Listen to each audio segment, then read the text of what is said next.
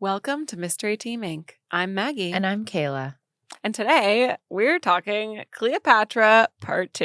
Whoop whoop. That sounded like like the beginning of like a PBS Kids show. I was just thinking.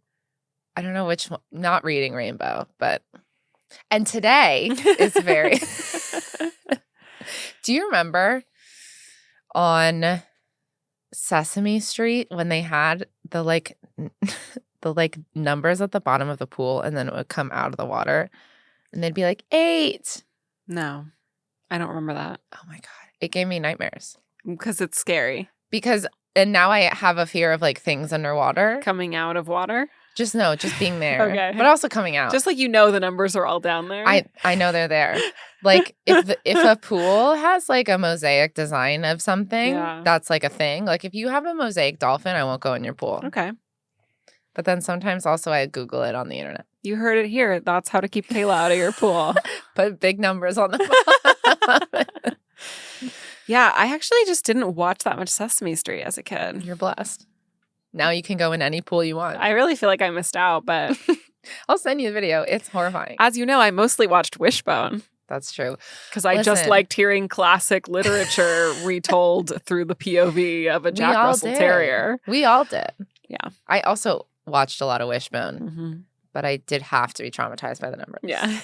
Now I hate numbers and pools. Yeah. Just kidding. All right. I'm really excited. Are you ready? Mm-hmm. This shit's fucked up. Great. Just needed Can to you say give that. us a previously on? Yeah. Previously on the Ptolemies.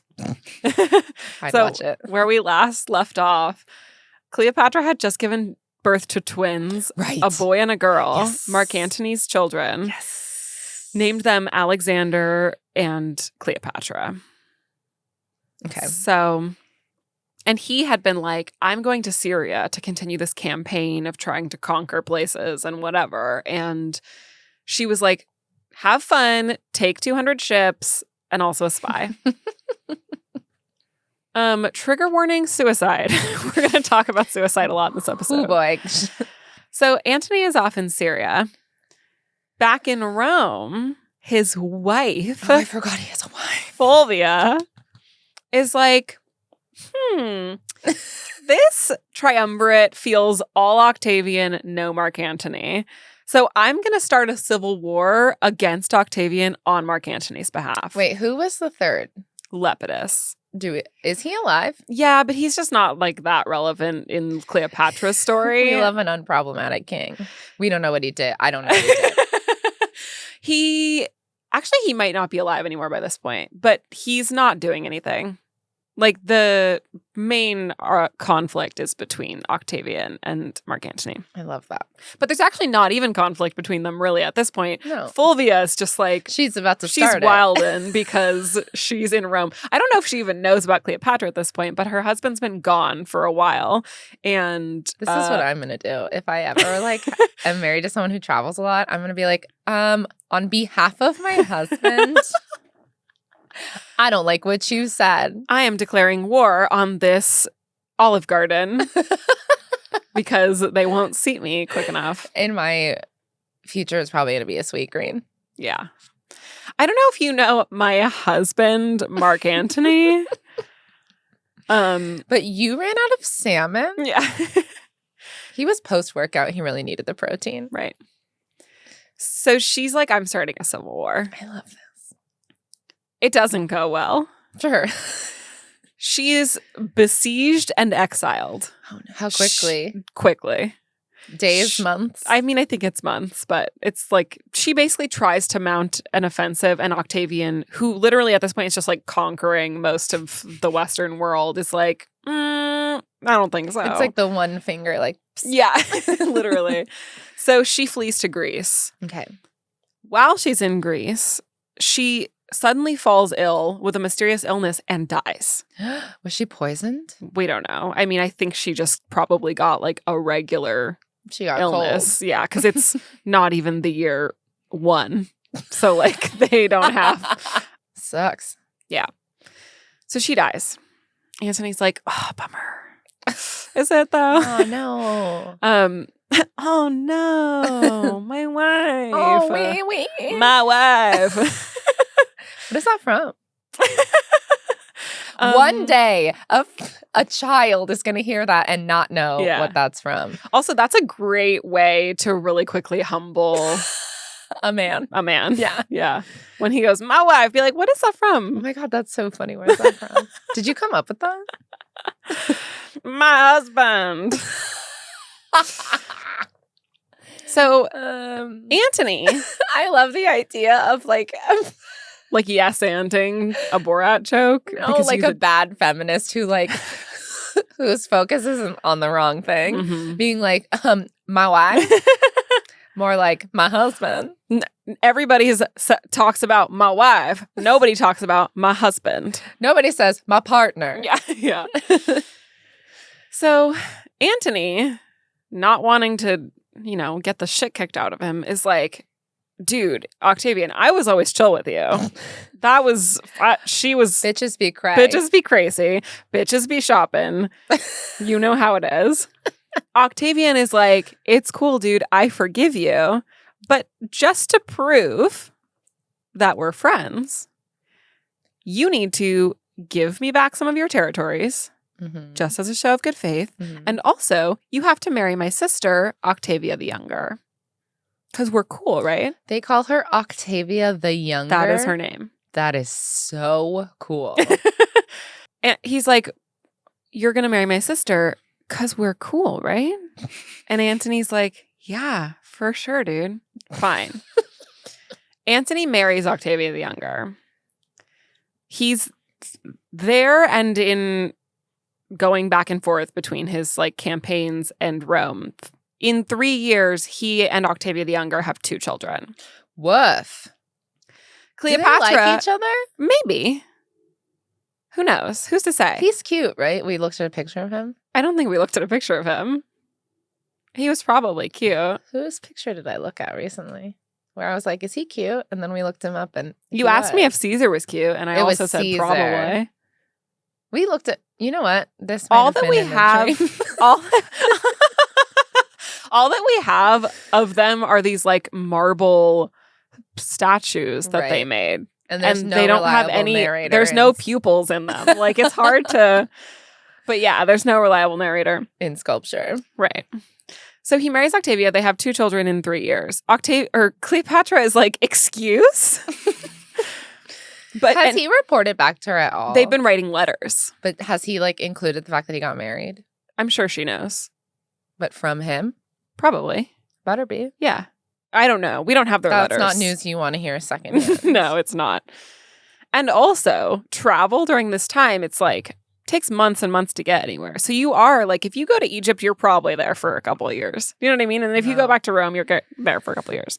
That's how I feel when I go to the West Side. One Los Angeles joke.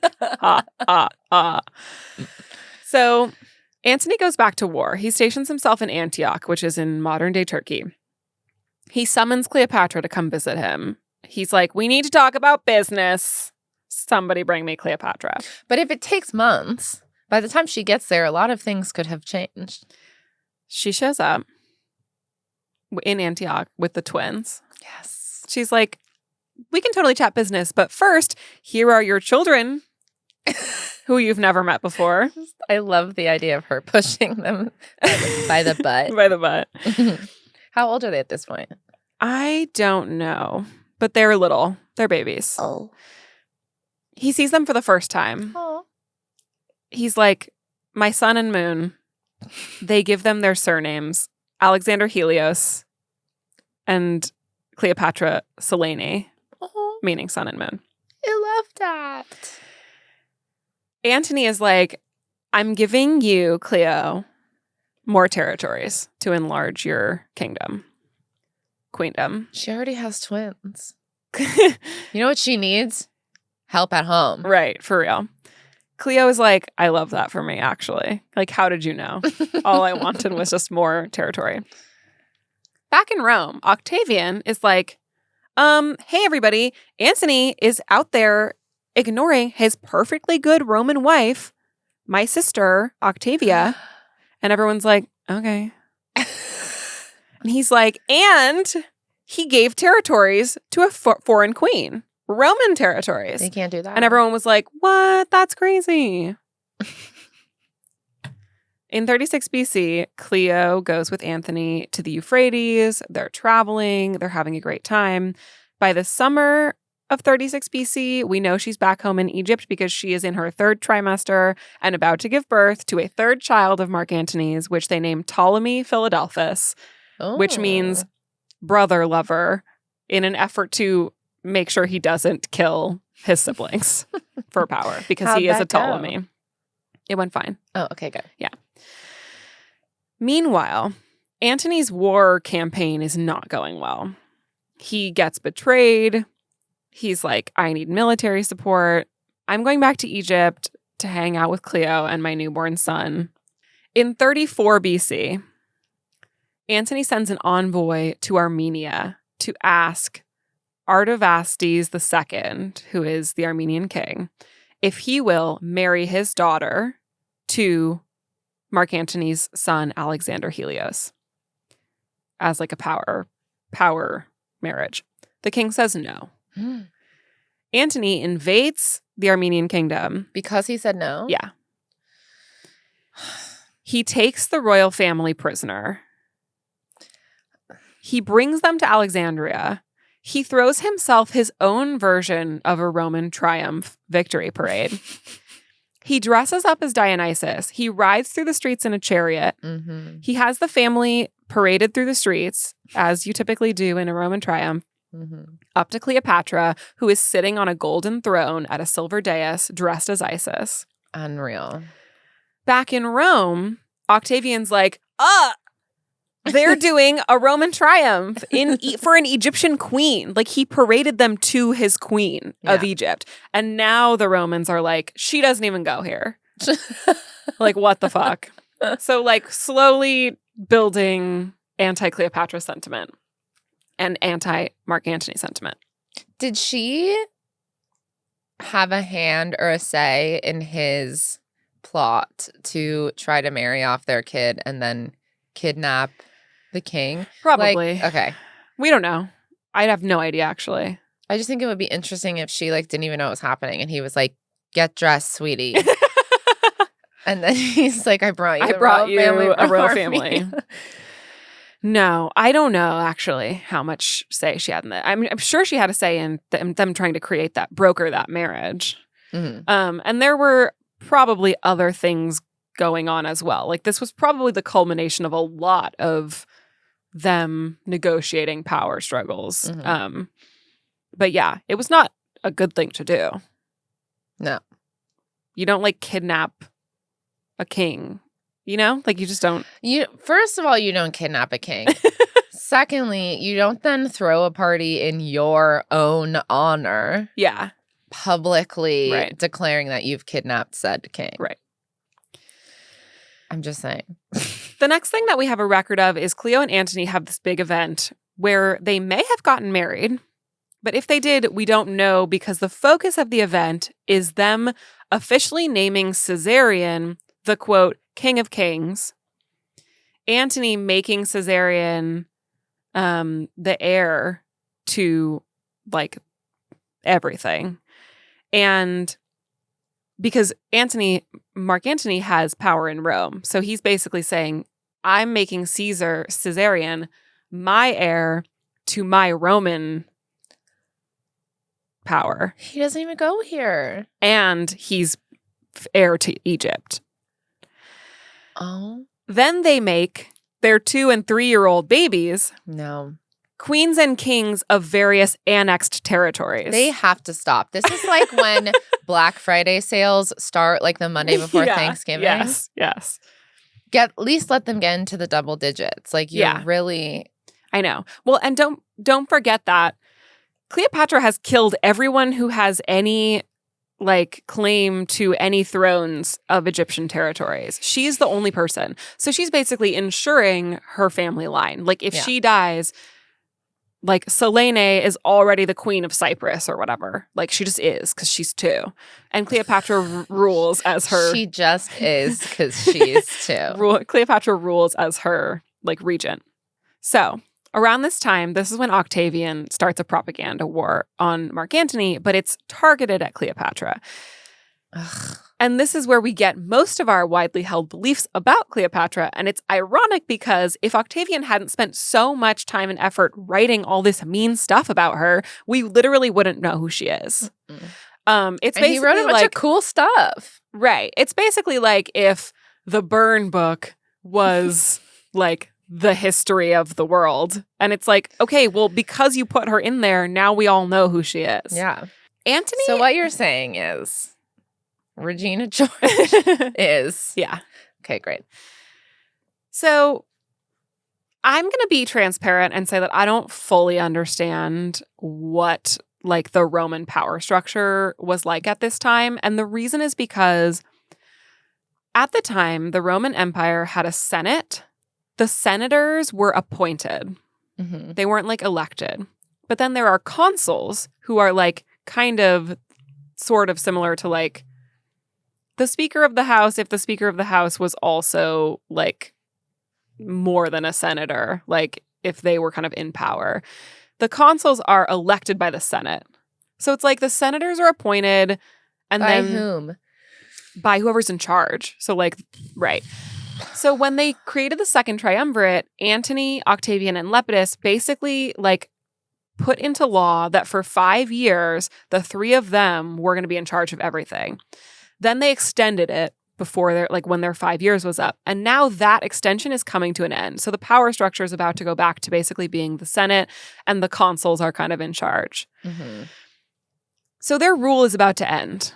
And they're either going to become private citizens or they're going to get appointed to like be consuls or be senators or become consuls. But they're not going to be like essentially right now they're acting kind of like emperors of the Roman Empire. And they can't like appoint themselves again now. They already have it's run its course, I guess. Oh boy. Why did they only make it 5 years? Well, because they had it like the senators had a say. It's like they all agreed like we're going to let these guys be in charge because Caesar, it's all because of Caesar. I know you told me that you don't understand fully, so I'm sorry for asking follow-up questions. No, it's okay. What I do understand is that Caesar basically like changed all the rules about who's in charge. So when Caesar was killed, it created a power gap, like a vacuum. And the Senate was like, okay, well, we're going to let Caesar's technical heir, his grandnephew who he adopted, Octavian, be in charge with Mark Antony, Caesar's like fourth cousin, who was also Caesar's right hand. Mm-hmm. They were like, we're going to let you guys and Lepidus, for whatever reason, just be in charge for a few years to get everything back ship shape. And then the goal is to like ratify our democracy. Okay, so they were there to like fix things and instead they just made everything worse. Like, yeah. Waged a lot of force. Right. Great. Love it. I really like Lepidus as like the cousin who's like tagging along. Hey guys. I'm sure he did something, but when you read like anything about Cleopatra, they're like, and Lepidus was there. Like it's not, I don't know. He's Peggy. Yeah. So their rule is about to end. So Antony takes this opportunity right before his rule ends to officially declare Caesarion as Caesar's heir. Oh. To everything that Caesar... Can he do that? That's going to come up. They're going to challenge it, but that's what he does. The other thing, the reason it's hard to understand all these power structures is because no, they can't do any of this, but they just keep doing it. It's like, remember when Trump was president and we were like, well, surely they'll get him on this, but then he would just like write a new like executive decree that was like, anyone who does crime, as long as you do it on TV, it's not illegal. And we'd be like, can he do that? And everyone would be like, no. But he just kept doing it. Yeah. That's this. Wow. They all just keep doing that, like doing this. So, okay. So Antony declares Caesarion as Caesar's heir. Antony like throws in a buzzer beater. The triumvirate expires. Antony and Octavian are not in charge anymore. They still wield an immense amount of like sway, but they're not technically. So in 32 BC, Cleopatra and Antony go to Athens, and Cleo is like, I would like you to please send Octavia divorce papers because you and I are married, probably. And Antony's like, you got it. He sends her divorce papers. Okay, but Octavius, the older, is going to be mad. Yeah, correct. Octavian's like, fuck this guy. Octavian at this point, I have a hard time telling whether or not he's been elected consul. I think not yet. But he goes to the Senate and he basically is like, fuck this guy. You're either with me or you're with Antony. Like, we should declare war. 40% of the Senate and both of the consuls defect to Antony's side and they leave Rome. They're like, bye. Octavian's like, God damn it. But also, now the Senate just like only consists of people who are Team Octavian. Octavian goes to the Temple of Vesta and he illegally snatches Mark Antony's will. And he goes, publicizes it. And he's like, fucking look at this. Antony's will says he makes Caesarion the heir. It says he wants to be buried in Egypt next to Cleopatra. It says he wants to make Alexandria the capital of the Roman Empire. Shows it to the Roman people. And he's like, who does this guy think he is? What the fuck? Meanwhile. Wait, so when he decided that Caesarion was Caesar's heir, he wrote it in his will, but he didn't tell anybody? He told people, but he didn't make like a decree. No, he had to tell like the Senate, and then people in the Senate who were Team Antony basically helped him like kind of keep it on the DL. Oh, that's so sneaky. I know. So at this time, Cleopatra is providing military support to Antony for his campaign. So Octavian is like, Cleopatra is providing military support to a private citizen who clearly has no loyalty to the Republic. Rome should declare war on Cleopatra. Ugh. In late 32 BC. They all need a quarter of a Xanax. Well, this is what he figured out. He tried to declare war on Antony, and everyone was like, we're loyal to Antony. And then he was like, what if we declare war on Cleopatra? And everyone was like, yeah, we don't have strong feelings about her. So in 32 BC, the Senate officially revokes Antony's powers as consul and declares war on Cleopatra. I know. Everyone is so dramatic. For the drama. So Octavian sends his fleet. Cleopatra brings her fleet and Antony brings his fleet. They meet at the Battle of Actium, September 2nd, 31 BC. They have a naval battle. Cleo is out there commanding 60 boats. She's so cool. She's on her flagship, which she has named the Antonius. Oh my God. And it's famous for having big purple sails. She's so cool. Like her boat is like out at the front, big purple sails. And she's like, fuck those guys. And purple is a very expensive color to It get. is. Yeah, it is. I mean, it's the color of royalty. I would have done blue just because, as we learned, they were the only ones who had blue. Yeah, fair. I think at this point that's not true, but the battle is rough. Octavian's fleet wins the battle. Cleo basically leads what's left of the surviving fleet into the Gulf on like a hasty retreat. A huge number of Cleo and Antony's troops defect to Octavian's side. ooh, Because they're getting roasted. oh my God, And also, devastating. a lot of these people are paid to be soldiers, but they're not necessarily loyal to the cause. Cleo and Antony They're retreat. like, work. This job is your family, and they're like, then pay us more than minimum wage. Cleo and Antony retreat. They split up. Well, actually, I didn't write this down, but they have like a 3-day boat voyage to the place they're retreating to. And according to some of the more dramatic sources, Antony didn't even talk to Cleopatra like the whole 3 days because he was a sad boy. Ugh. So This is so embarrassing for every man involved. I know. So Antony and Cleopatra split up. Antony goes to Cyrene, which is in modern-day Libya, to raise more troops because he has troops there that he's going to try to contract from like a governor who he is loyal to him. Cleo goes back to Alexandria to try to spin the story so no one finds out that they got their ass kicked because she doesn't want to have a rebellion in Alexandria. Mm-hmm. So she comes back. She's like, we won. It was great. No victory parade. I'll just be in there. Cleopatra goes to her palace. She's like, I don't know what's going to happen next, but whatever it is, I'm going to need a lot of money because Octavian is like coming to kill us probably. And Even though we won, don't worry about it. Even though we won, don't worry about it. She's like, I'm going to need a lot of money. She's like hatching a plan. So she basically decides that any Alexandrian aristocrats who have been not loyal to her, she's just going to kill them and take their estates. She does. How many? I don't know. However many she can find, probably. She also allegedly beheads the captive Armenian king. I forgot he was there. Sends his head to his rival and is like, do you want to make a deal? Oh my God. Yes. That's so cool. It's fucked up. It's so cool. If it's like Game of Thrones, you win and you die, it's fun. You win or you die. Antony gets to Cyrene. I would argue it's also you win and you die. It's true. You all die. Yeah.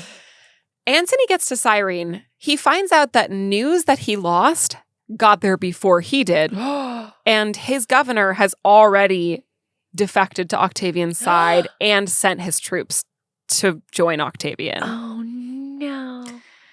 Antony is so hopeless and feels so betrayed at this point that he tries to kill himself and his friends stop him. Oh.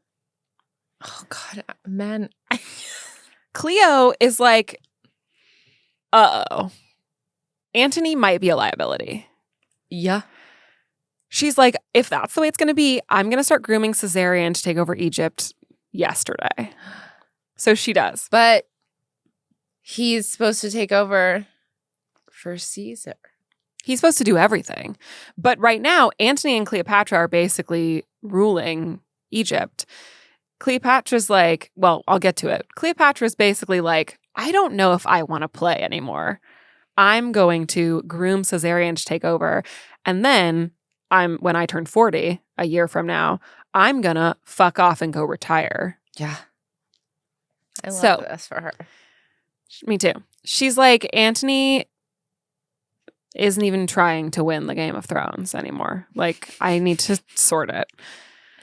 Antony's taking some time for self-care. Right. So she's because also she knows she's going to get deposed eventually. It's either going to be one of her kids are going to kill her. Oh, maybe this is a good time to tell you. I looked up the story of that woman whose son was chopped up and sent to her in a box. And then she got back together with. Oh, yeah. I'll tell that story in a second. Man. just give me 1 minute. So she's like, I'm going to get deposed. If it's not by Octavian, it's going to be one of my kids will probably kill me. Like, this is the way it's family tradition. So she's like, I had a good run. I'm going to retire and just give them power. Why? Yeah. Why not? Because like you, she's like, who cares? What's the point? All I'll say is that it wouldn't take me doing all that shit to realize who cares. Oh, I think she knew. I think she was just trying to like secure her children's like from the beginning ability to live. Well, her country was in so much debt when she became queen that she was like fucked. So she spent her life acquiring treasure and like basically securing her children's like heirs to the Roman Republic and heirs to Egypt, and then was like, bye. So she has her army march over to basically where the Suez Canal is now, I think. She has them lift her fleet out of the ocean. Yep. Yes. And walk it 40 miles absolutely overland to the Gulf of Suez so that she can sail to India to go eat, pray, love. This is all I want. I love her. So how did they do that? Did boats. They do the same thing where they like roll? I think they were probably rolling them. I think that was like the plan. So wild. Antony gets back to Alexandria. He's like, what are you doing? She's like, I'm carrying my boats to the Red Sea. What the fuck are you doing? Unfortunately, she has enemies nearby who are now burning each one of her ships as they come ashore. No, but they push them so far. She's like, fuck me. Because now she's basically like kind of trapped in Egypt. And Octavian is like making his way to Egypt. Oh, now I'm going to take a brief interlude to tell you that story. Yes. So Cleopatra II, she was married to another Ptolemy. She was married to her older brother, and they ruled together. And then she was married to her younger brother, and they ruled together. Cute. Both of them were named Ptolemy. Great. Sorry about it. She and older Ptolemy had a couple of kids together. She and younger Ptolemy had a couple of kids together. At some point, the same thing happened between Cleopatra II and Ptolemy that happened between Cleopatra VII and Ptolemy the 14th, where they didn't want to rule together. They basically started a civil war. Except in this case, Ptolemy was the one who had to go be somewhere else. Like, she banished him. He took their kids and the older kids that were alive, except for like one. While he was banished, he summoned her oldest child, which is not his son, to him and executed him because he was like considered basically a challenge to his throne. The citizens were so outraged by the fact that he did that they started pulling down all his statues in Alexandria. That's how you know they're mad. Ptolemy was so mad. He thought that Cleopatra II told them to do that. And so to get back at her, he killed his own and her like 7-year-old son. No. Chopped him up. Put him in a box and sent it to her for her birthday.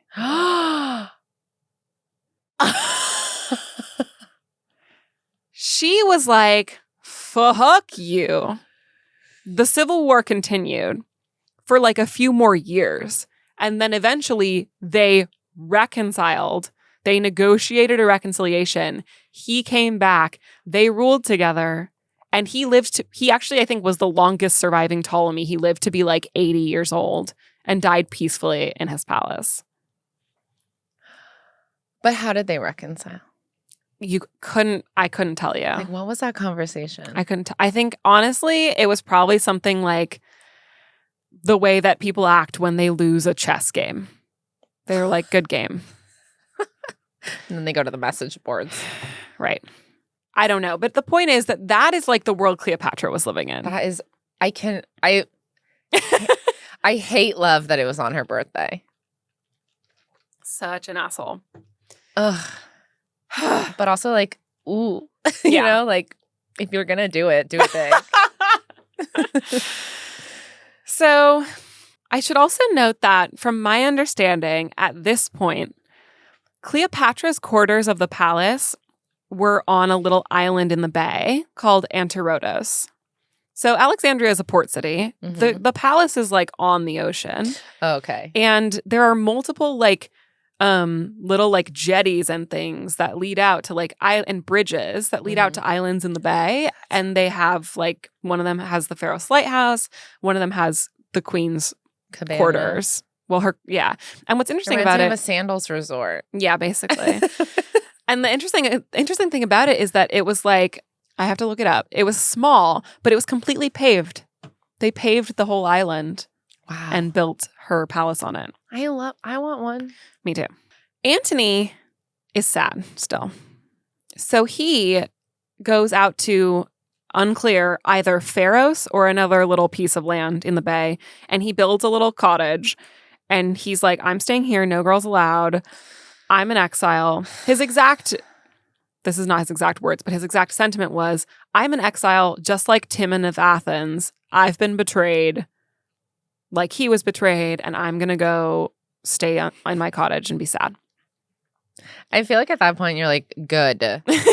Well, Cleo is out here trying to win the war. Yeah. And Antony is like, to be fair though, he was betrayed by pretty much everyone who said they were on his side. Yeah. So he's sad.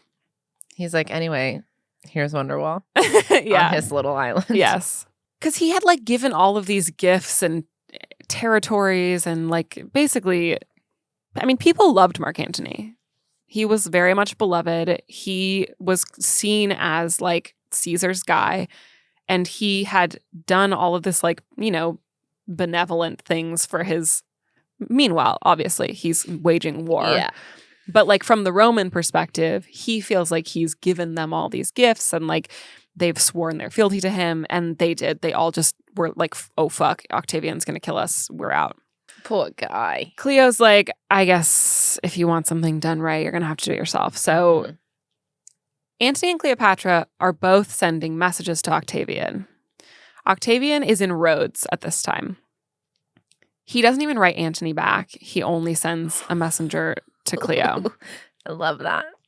So dirty. Cleo is like, let's make a deal. I want to leave Egypt to my kids. I want Antony to be allowed to live in Egypt in exile because that's all he wants. Because he's sad. In exchange, I'm going to give you a bunch of money that you need to continue your campaigns because I know that's all you really want, which in a lot of ways it is. He needs the money. Just to show she's good for it, she sends him a bunch of lavish gifts, probably stuff that she took from those aristocrats. So cool. Octavian sends her an emissary back and is like, listen, I'll pardon you if you kill Antony. Cleopatra's like, lol, no. Why? She loves him. Okay. She wants him to be able to just live in his sad cottage. Okay. She's like, no, I love him. Antony sends Octavian an emissary, and he's like, I'll kill myself if you let Cleopatra go, but Octavian doesn't even respond to him. I can't believe he doesn't respond to that. That's devastating. It's like Gift of the Magi. Yes. I would move to a sad cottage if I offered to kill myself to save someone I love, and the person was like, okay. What's crazy is that Octavian is like, if you kill him, I'll let you live. Yeah. And Antony's like, I'll kill myself. But Octavian is just like, because he doesn't care if Mark Antony dies. He cares if Cleopatra kills him. yes. Which is terrible, but really cool. It's also all of this, like there's all these Roman rules about like what's honorable and what's not. And so Octavian doesn't want to give Antony the satisfaction of being able to take his own life. He wants him to be killed. Oh, taking your own life is more honorable? Yeah. Like than dying because someone killed you. And we'll see later, like it's honorable to die in battle, but it's like, if you're not in battle, then if someone gets you, they're going to fucking torture you. They're going to ride you through the streets in a Roman triumph, and then they're going to cut your head off. So it's like much more honorable and probably less stressful to unalive yourself. Got it. Trigger warning, suicide. We're going to talk about suicide a lot in this episode. Oh boy. But Cleopatra knows that Octavian wants and needs her hoard of treasures. And as long as she has that, she has a bargaining chip. Back at the ranch, Cleopatra is basically calming Antony down as much as possible. He's distraught. She throws him a big 53rd birthday party. Aww. This is so Housewives. She's also, it really is. It's like, oh, John's company, the merger fell through, so I'm throwing him a big birthday party. The theme is birthday. Because he loves his birthday. Aww. Also, according to historians from 100 years after her death, at this time, she is allegedly testing a bunch of different poisons. God, so just cool. In case. Because again, Octavian is advancing. Actually, at this time... Wait, to poison Octavian or to poison herself? Just in case. Just like in case of emergency break glass. I want to have a cabinet of curios and I want to have a shelf of poisons, and they have like very poison looking labels, but they don't have names. And I want like a little placard that just says just in case. And if anyone ever asks me about it, I'll go, oh, don't worry about it. Yeah. You don't have to worry about that. Right. They're just in case. Just in case. During this time, Octavian is slowly advancing toward Egypt, but he's actually stopped at this point because of the weather. Like, they know he's not going to be able to, like, make the crossing until the sailing season again. So they have a little bit of time. So she's like, I'm throwing Mark Antony a birthday party. In the off season. And testing a bunch of poisons. Antony and Cleopatra are like, the inimitable livers are over. We're starting a new club. It's called the Companions to the Death. And everyone who comes to party at the palace and drink with us, vows to die with us. How good are these parties? They're worth it. Okay, great. Yeah.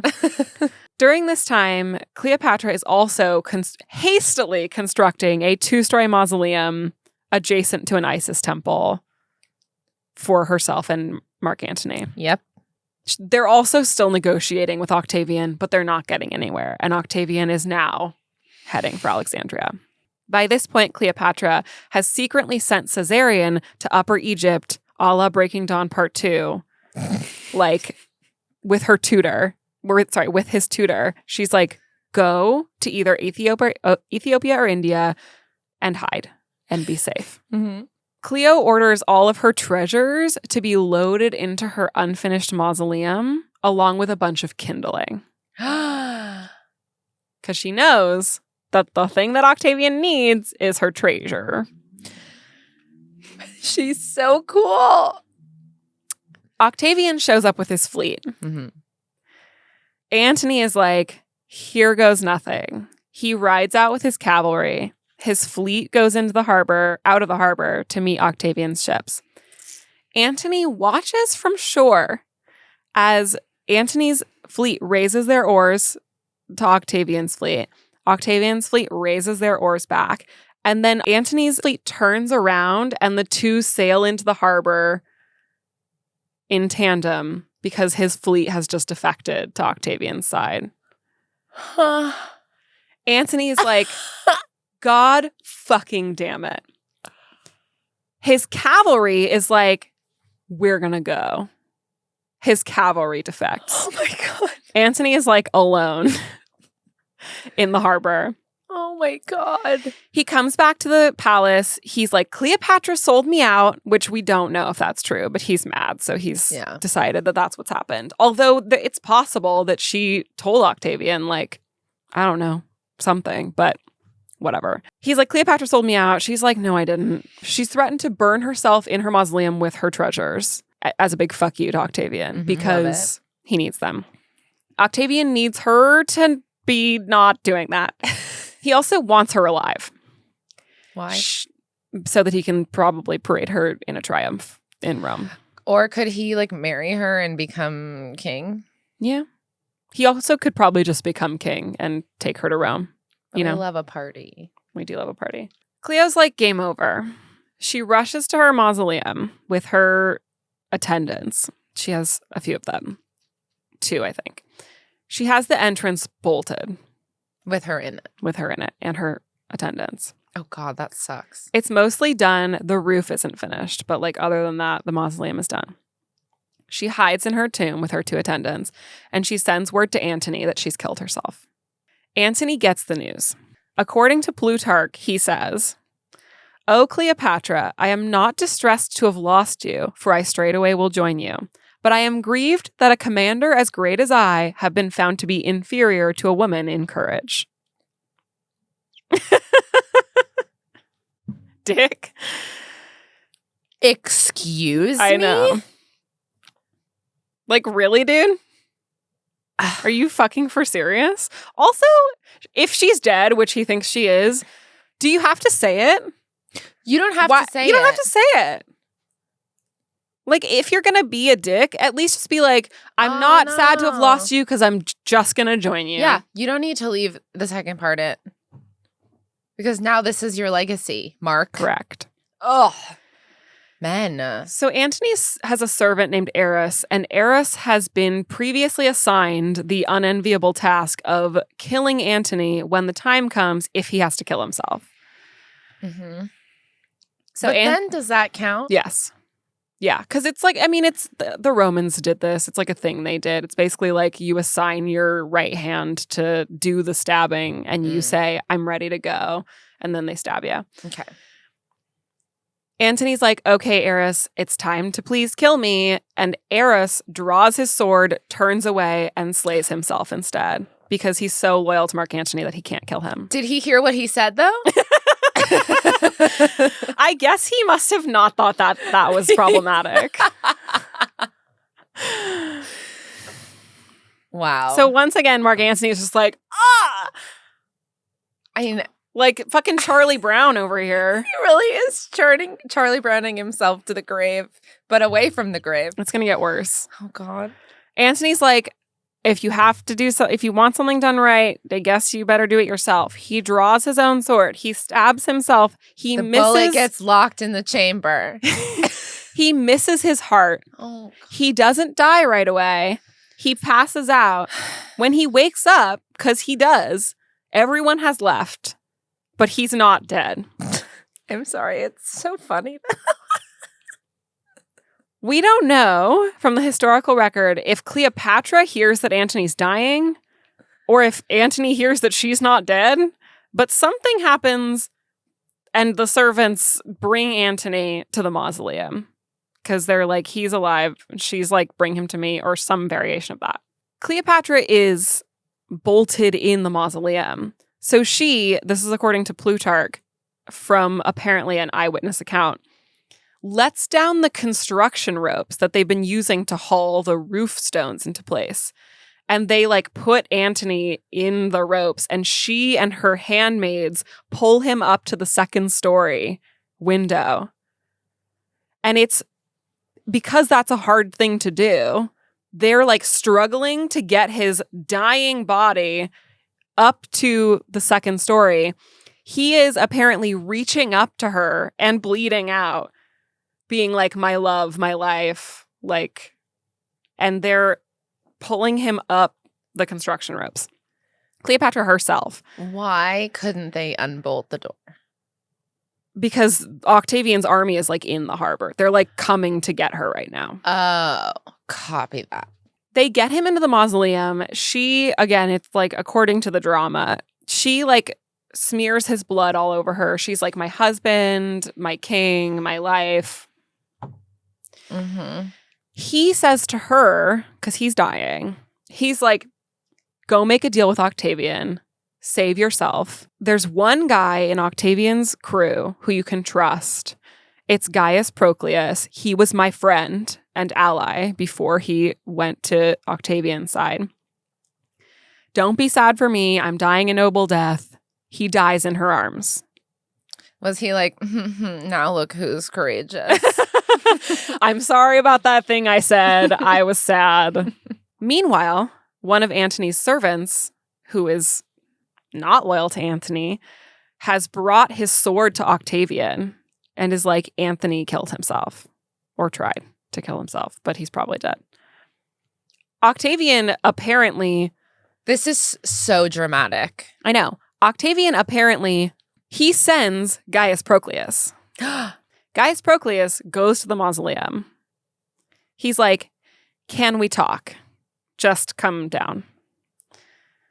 Cleo is like, we can talk through the bolted door on the first floor. Mm-hmm. So they do. Cleo's like, listen, certain promises were made to me, like that I could stay alive if Antony was dead. I want to stay alive.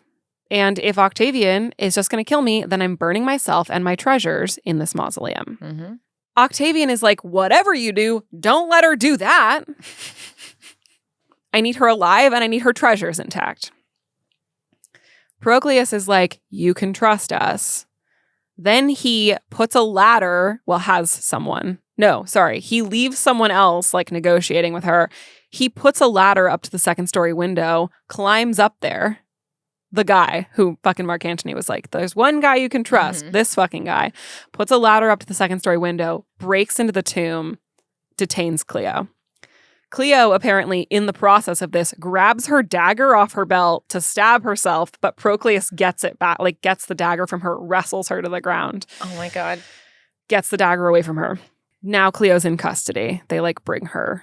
They take her out of the... Yeah. Okay. Octavian gives Cleo permission to give Antony a royal burial in the tomb. Does he take the treasures out? Yeah. We think so. So the door is unbolted at this point. Yeah. Okay, great. Octavian at this point has taken over the palace. He's staying in the palace. He takes Cleo's kids who are there into custody. Cleopatra is brought to Octavian. He's like, I'm not going to kill you. She's like, let me die so I can go be with Antony in the afterlife. He's like, no. She allegedly says to him, according to Plutarch, like her parting words to him are, I will not be led in a triumph. Yes. And that's not a threat. That's a promise. She goes back to where she's being kept in the palace. She has spies in the palace because they're loyal to her. The spy tells her, like a few days later, I just found out in 3 days, they're putting you and the kids on a boat to Rome. They're probably going to try to lead you in a triumph. I know you told me that you didn't want that. Cleo's like, I said what I said.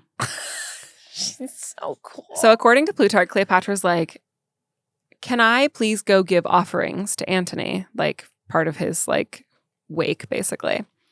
Octavian's like, ugh, fine, whatever.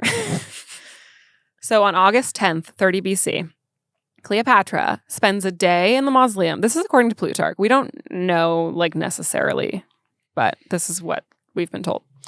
She spends a day in the mausoleum giving offerings. It's like incense and food and whatever. At some point, a guy shows up with a basket of figs for offerings. Apparently the guards, he hands out samples to the guards. They're like, sure, go inside, whatever. This is one version of this story. There are many versions. But at the end of the day, Cleopatra asks the guard, she's like, can you bring this letter to Octavian? It's just like a little bit of business. I just want to chat with him. Like, it's not that important, but like, can you just bring this letter to him? He's like, yeah, I guess, whatever. He takes the letter to Octavian. Octavian opens the letter and it's like, please bury me at Antony's side now that I'm no longer alive. He's like, what? That's so cool. Octavian gets up to go down there and then is like, someone go down there. Like, why? Like, he's like running through the palace and then he's like, fuck. So he sends someone down there. They open the doors. Cleopatra is dead at the age of 39. She's not just dead, according to the story. She's laying on like a bed-like piece of furniture that's in there that's like part of his like mausoleum with her crook and her flail because her attendants basically like helped her into the afterlife in her Egyptian queen way and then also poisoned themselves. Oh, where is the HBO series? I know. They've tried to make things and I don't know what happened to them, but we need to do it. Oh my God, that's incredible. And if you believe the like more dramatic versions of the story, one of her attendants was not quite dead when they got there. And the person who came in apparently said, a fine deed, this. And the attendant said, it is a fine deed, like for a queen. Like she got what she deserved. That is so cool. Popular legend says that she somehow obtained a snake, an asp, and had it bite her. And that's like kind of what they say. But it's most likely she died by poisoning. So cool, though. The asp is a symbol of Egypt. So it's probable that was kind of like the dramatic like retelling of it. We think that she died by poisoning because there was not, from any record, a snake in the tomb when they got there. And anymore, there was allegedly a puncture wound. So they think she may have injected a poison. Snakes can leave places. Oh, for sure. Just FYI. It's just hard to get a snake to kill like 3 of you. Also, dying by like a cobra bite is not peaceful. It's not nice. Yeah. They think that she was testing poisons to see like which one would be the least painful. Yeah. Octavian was like, what the hell? I told you guys to watch her. According to Plutarch, he ultimately decides to give her a royal burial next to Antony, but not in the tomb. Like they apparently took them to, according to Plutarch, their burial place was near the center of Alexandria where the other Ptolemies were buried and in a monument adjacent to a temple of Isis. But Octavian did have the mausoleum like finished, I guess. The problem with them being buried in a monument adjacent to a temple of Isis is there's like, that's like saying like in a parking lot at a 7-Eleven. Like it could literally be any, like a Starbucks parking lot where it's like, which one? The epilogue is Caesarion was pharaoh of Egypt for 18 days after that because Cleo was dead. Octavian was like, come back to Alexandria. I'm going to let you be pharaoh. His tutor sold him out. So they came and found him. And when he showed up, Octavian had him executed. Could have told him that was going to happen. I know. The other kids were brought to Rome and raised by Octavian's sister because they were Mark Antony's kids. So his ex-wife raised the kids as Roman citizens. Nice. Mm-hmm. Some of the kids basically, like, the records just kind of stop after that. Some of them, like, Selene was married to another, like, aristocrat or, like, a monarch of another country. They just kind of... But the intergenerational trauma stopped with them. Correct. Great. Cleopatra's death marks the end of the Ptolemaic dynasty. Caesarion's death also marks the end of the Hellenistic period and the beginning of Egypt as a Roman province, which it would be for the next 600 years. Octavian would go on to rename himself Augustus. I love this, like, end of Legally Blonde recap. He solidified his power and became what we now consider the first emperor of Rome. Wow.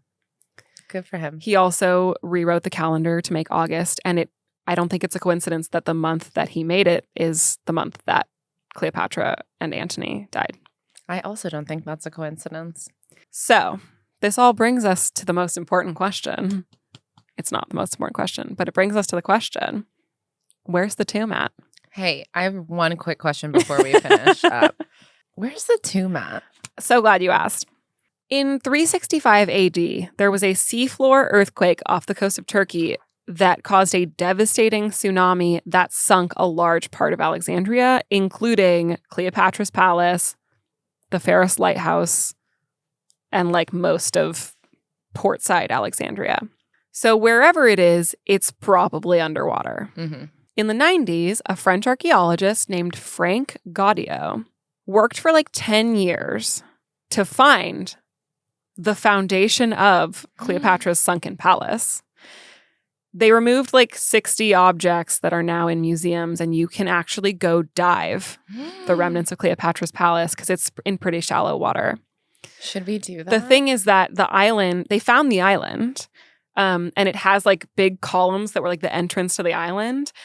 And you can dive it. The thing is that it was actually on the opposite side of the harbor from where it was described in like the histories because of the earthquake. It like got fucked up. So they found it.